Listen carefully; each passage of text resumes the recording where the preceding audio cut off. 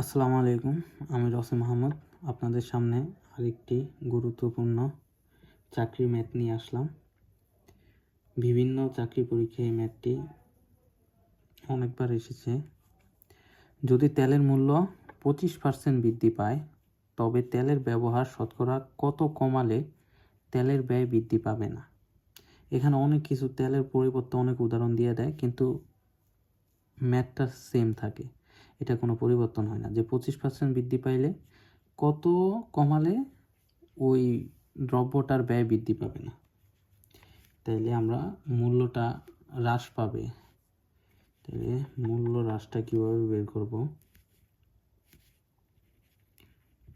মূল্য হ্রাস শতকরা কত কমালে, তাহলে মূল্যটা হ্রাস করতে হবে। তাহলে মূল্য হ্রাস, এটার একটা টেকনিক হলো 100 গুণ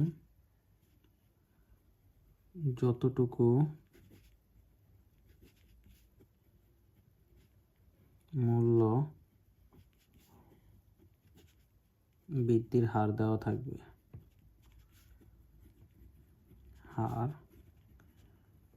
দেওয়া থাকবে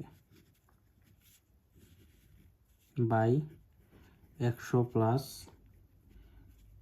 আবার রিপিট করবা, যতটুকু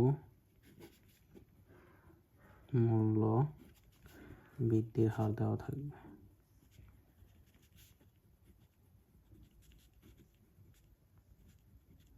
দেওয়া থাকবে।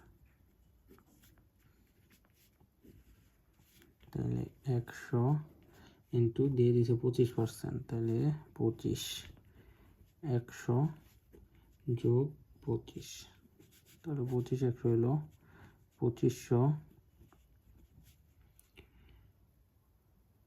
আর 125, তাহলে 2500 125 দিয়ে ভাগ দিলে হয় 20%। তাহলে এটার উত্তর হবে 20%। ধন্যবাদ।